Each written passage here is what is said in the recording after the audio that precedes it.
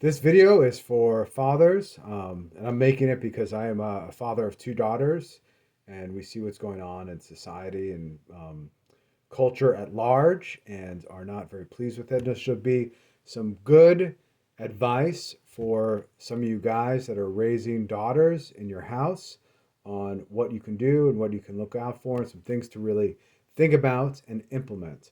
So I see really three cyclical casualties that have deformed Western women into devaluing themselves, like our kind of messed up culture right now. And these three are the upbringing, the household, which is the realm of the father and the mother, the friends, who your daughters are spending their time with, and then the media that they are consuming. Because let's face it, you could shape them all you want, but if they're going off to their rooms and scrolling TikTok or whatever it is, I mean, it can't happen, right? So let's get into it. So three cyclical casualties that have deformed Western women into valuing themselves. Now, the void has been filled with a new disordered value that places a value especially upon, and this is especially for women, upon looks, group identity, personal identity. They do this all family, unit identity, online identity, and then that kind of spits out this hyper or stunted sexuality that you see going on quite a bit. And the root cause is, guess what? The root cause is the lack of rightly formed men as fathers, right? So let's kind of learn how to be more rightly formed men, and then correct some of this, some of these issues. So the first one, upbringing, household. This is the realm of the father and the mother. Now, daughters are formed as young ladies and future women by watching the behavior of the father as a man, a husband, a leader, a protector, a worshiper, the strength of him. Now, the inverse of all these, when he is not being that role model to the daughters, is when things go awry. So, your job, first and foremost, is to be husband, father, leader, protector, worshiper, right religion. So you're worshiping, and you're worshiping not by yourself. You're praying with your family or worshiping with your family. So, secondly, she's going to be formed firstly by the father, by your example that you set. Now, that also means how you treat your wife and how you treat other women. We'll talk about that. Secondly, she's going to be formed by the mother. But the primary position is a virtuous, strong father that will protect and will guide his daughters against the corrupting, devouring. It could be a corrupting and devouring weak society or weak mother. Maybe that's even the case. So even as fathers, even if you're in, hey, it's a tough marriage, whatever it might be, uh, your wife is corrupting the children a little bit, like you still have to hold the fort down and be a strong father and raise your daughters into beautiful young ladies. Now we see the all devouring kind of corrupting mother a lot right now. I mean, it's in a ton of movies, right? You have Brave, which the mother becomes a bear. She's a corrupting mother. You see it again, the symbolism in the other movie, Tangled from Disney, and there's a lot of other movies where there's a corrupting force of a mother, and there's no father to protect. And those are the movies that are being made right now. I wonder why. So, daughters especially look to the father on how men are ought to behave. They're looking at you from the youngest age on, as babies to little girls to children to young ladies, on how men behave. So daughters, again, they look to the father on how men behave. This is their first lesson on basically the ways of men. So if you're drinking, you're doing stupid stuff on a usual basis, maybe your wife is degrading you in front of the children. That happens a lot. I see it all the time. That's they're viewing that, they're seeing that, and they're intaking all of that and saying, "Oh, this is the way of men." So you have to be a strong father and not show them bad examples of the ways of men, not be you know, you can't you can't put on blinders. You have to put on blinders when other women come around. They're taking all that in, whether you say it to them, which I don't suspect that you should, but the way you act. So, this is why acts of impurity in your house, especially from the father, are so detrimental. So, the way you treat your wife, the way you treat other women, the way you look at other women, the way you talk to other women, um, the daughters are going to pick up on that. Even if they're not in earshot of it and you think something, it all kind of comes out, right? Nothing is completely hidden. And guess what? Don't think you can hide it. You can't be two people in two different places. You can't be like, I do, hang out with the boys here and live in the household here. Like there's no split lives. You're one being, you're one body, you're one soul. That's it. It's you're together. So you can't have like two different lives. So guys, don't think that you can hide it because the daughters will find out whether you know it or not. And they're going to make the assumptions about the ways of the world and the ways of men through your actions as you are raising them. So, viewing women as a utility, as a source of pleasure, is corrupting to your daughter's mind. This includes your wife, right? This includes like the very essence of your household, your wife, your in-laws, the friends of your friends' wives, like how you treat everybody from somebody walking down the sidewalk to I discussing a music video, right? You want to kind of keep everything correct. This type of impurity teaches with no words how fathers think women ought to be mistreated, devalued, and unloved. So if you do that, your daughters are going to pick up in their mind the impurity that you're showing them, and they're going to pick up subliminally, like in the back of their heads, right? How fathers think of young women should be mistreated, devalued. That's gross. Why would you set that example? Especially in your own household. You can't expect to raise good, strong daughters um, and set a poor example with your own self. So you really have to have yourself augmented correctly and the rest will flow down. I mean, things can go wrong, obviously. We all know that.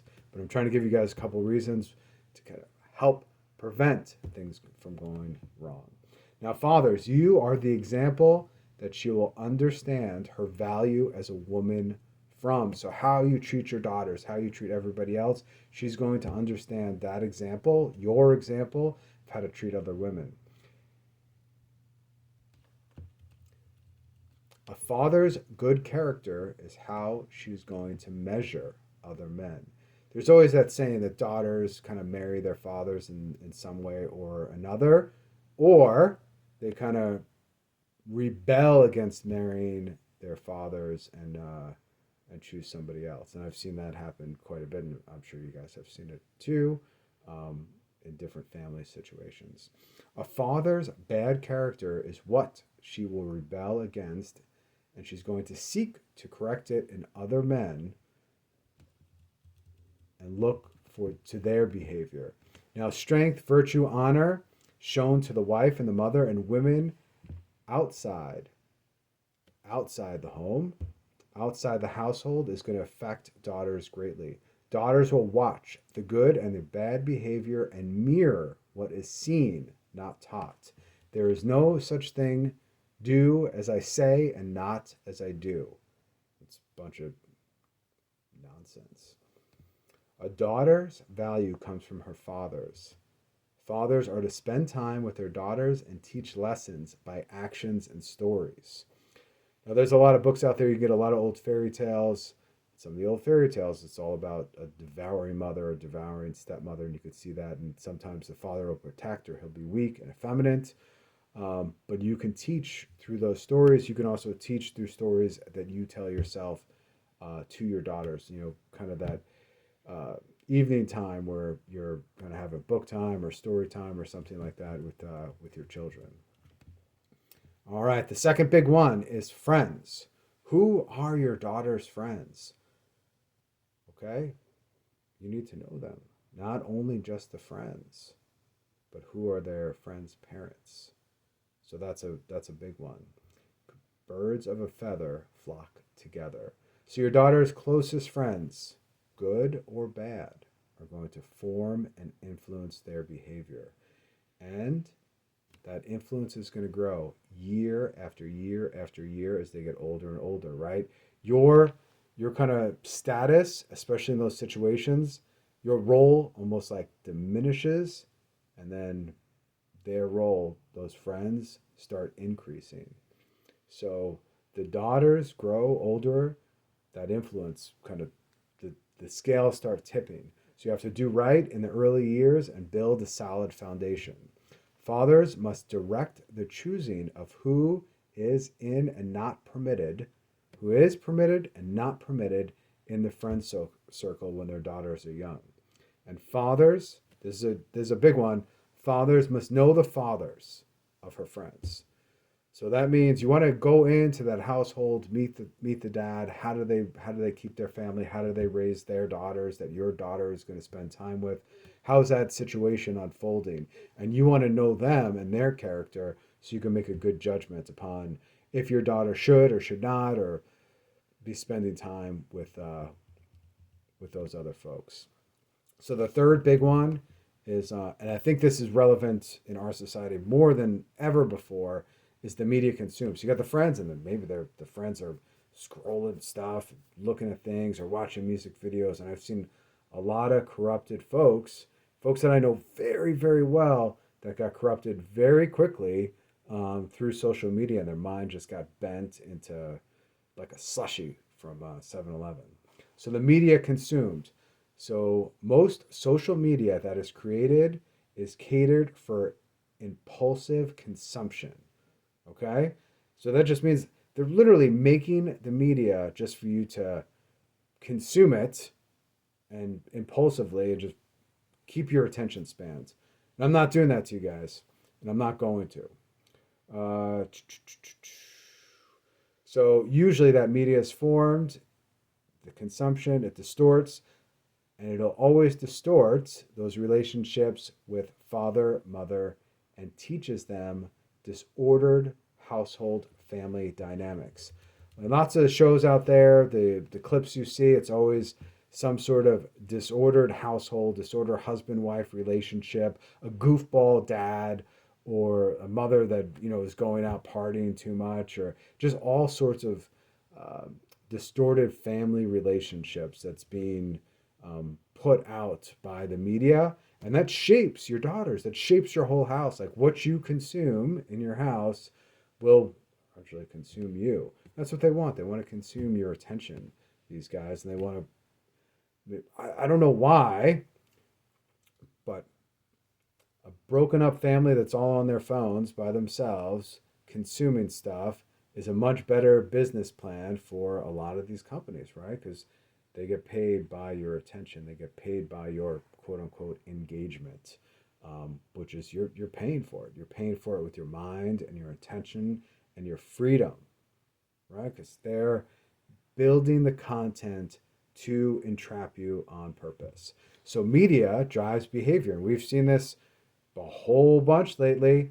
That media driving the behavior, driving the narrative, and it's been used by civilizations as far back as anything. That kind of that quote unquote propaganda.